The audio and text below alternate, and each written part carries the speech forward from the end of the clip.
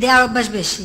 আমরা ভারতকে যে দিয়েছি সেটা ভারত সারা জীবন মনে রাখবে। পদত্যাগ করে ভারতে পালিয়ে যাওয়া সাবেক প্রধানমন্ত্রী শেখ হাসিনা দেশে ফিরছেন। কি অবাক হচ্ছেন?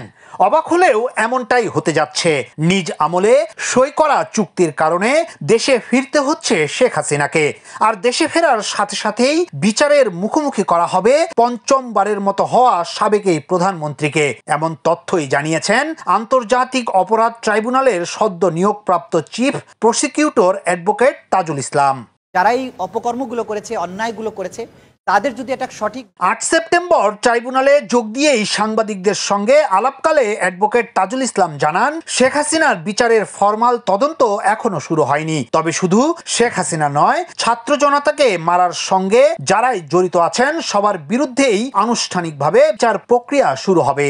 আসামি পক্ষ মনে করবে যে হ্যাঁ, তাদের প্রতি ন্যায় বিচার করা হয়েছে, তারা যে অপরাধ করেছে। জুলাই আগস্টে মানুষ মারার অভিযোগে সারা দেশে এ পর্যন্ত যতগুলো মামলা হয়েছে তার বেশিরভাগ মামলার প্রধান আসামি করা হয়েছে সাবেক প্রধানমন্ত্রী শেখ হাসিনাকে। তবে এসব ঘটনার প্রমাণ বিভিন্নভাবে ধ্বংসের চেষ্টা করা হচ্ছে। তাই এটিকে সংরক্ষণ করে আইনি কাঠামোর মধ্যে নিয়ে এসে খুব শিগগির শেখ হাসিনাকে দেশে ফিরিয়ে আনার যে আইনি প্রক্রিয়া রয়েছে সেটি শুরু হবে বলে জানান অ্যাডভোকেট তাজুল ইসলাম। যে তারা দ্রুততম সময়ের মধ্যে সিদ্ধান্ত নিয়েছেন ট্রাইব্যুনাল পুনর্গঠন করার। শেখ হাসিনাকে দেশে ফিরিয়ে আনার বিষয়ে ভারতের সঙ্গে হওয়া বন্দি বিনিময় চুক্তিটির কথাও উল্লেখ করেন তাজুল ইসলাম। 2013 সালে শেখ হাসিনার শাসনামলে এই চুক্তিটি স্বাক্ষরিত হয়েছিল, যার ফলে কিছু পলাতক আসামিকে ভারতের কাছে হস্তান্তর করা হয়েছিল।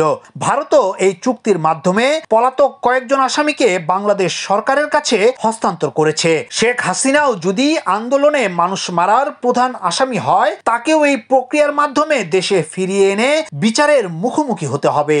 তারা যাতে আদালতের জুরিসডিকশনের বাইরে চলে যেতে না পারেন, দেশ ত্যাগ করতে না পারেন। 5 আগস্ট ছাত্র জনতার ব্যাপক বিক্ষোভের মুখে ছোট বোন শেখ রেহেনাকে নিয়ে ভারতে পালিয়ে যান শেখ হাসিনা। ওই দিন ভারতের রাজধানী নয়াদিল্লিতে আশ্রয় নেন তিনি। কথা ছিল দিল্লি হয়ে বোন শেখ রেহেনার সঙ্গে যুক্তরাজ্যে চলে যাবেন, তবে সেই সুযোগ পাননি তিনি। এরপরেই প্রশ্ন ওঠে, কোথায় আবাস গড়বেন শেখ হাসিনা? দেশে ফিরবেন কবে? নাকি ভারতেই রাজনৈতিক আশ্রয় নিয়ে থেকে যাবেন?